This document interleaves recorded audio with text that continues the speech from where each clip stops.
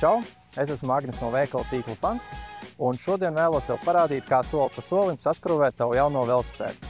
Tev būs vajadzīgi 3 instrumenti – 6-kanšu komplekts, 15 mm atslēga un nazīts. Ja saņem velosipēdu kastē, tad pārliecinies, ka tā nav bojāta.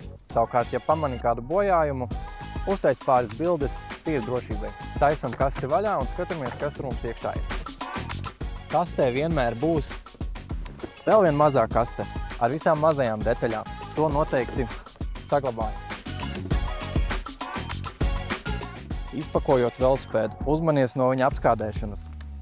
Ir svarīgi censties nesavainot jauno velosipēdu, tādēļ atbrīvot to no iepakojuma uzmanīgi.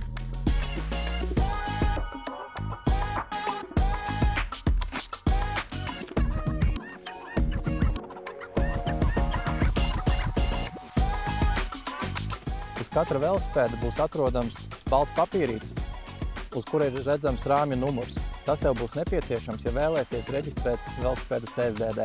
Pieskrūvēsim stūri, lai tā nejauši nesaskrāpē nec rāmi, nec kādu no citām detaļām. Tagad uzdevums ir nofiksēt stūri pa vidu, bet nepievērst pārāk lielu uzmanību stūres leņķim, jo to mēs regulēsim vēlāk.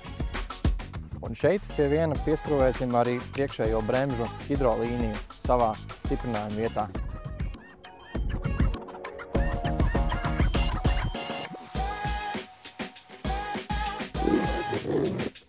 Atveram mazo detaļu kasti un izvēlamies sēdekļa stuti un ievietojam to rāmī. Kā nākošo ņemam sēdekli un iestiprinam to stutē.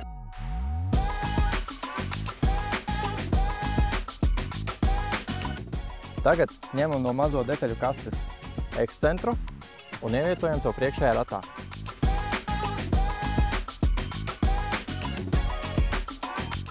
Un ievietojam ratu dakšā.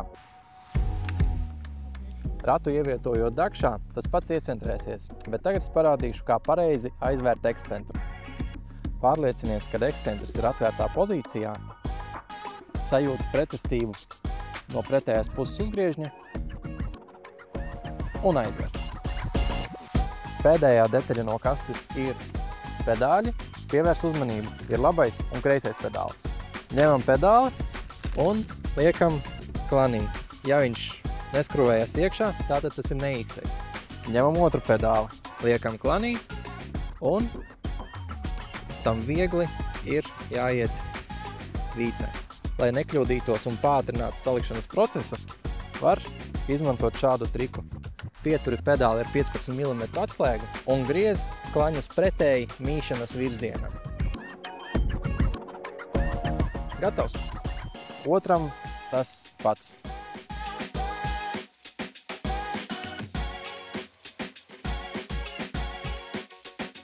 Tagad velosipēds ir salikts, bet ir obligāti jāpārbauda ātrumi un bremzes. Drošākais veids, kā pārliecināties, vai pārnesumi ir saregulēti, ir pārslēgties uz vismazāko pārnesumu un vienu uz augšu. Hops! Redzam, ka tagad nepārslēdzās. Tas nozīmē, ka mums slēdze vajag palikt bišķiņu uz augšu, nospriegojot pārslēdzēju trosīti pie stūres.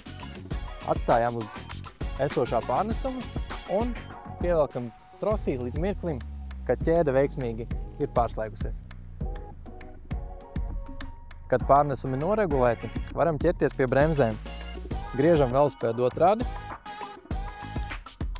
ņemam 5 mm seškanti un iegriežam ratu. Ja dzirdam lieku troksni vai redzam, ka bremžu disks skarās pie kāda no bremžu plučiem, tad atbrīvojam bremžu suportu un pavirzam to pozīcijā, kad bremžu disks neskarās pie pluča. Un pievelkam. Kad priekšējā bremze noregulēta, vajadzības gadījumā atkārtojam to pašu ar aizmugurējo. Griežam velosipēdu otrādi, kāpjam virsū un regulējam stūri. Iztaisnojam stūri attiecībā pret priekšējo ratu un pievelkam augšējo skrūvi, līdz sajūtam pretestību.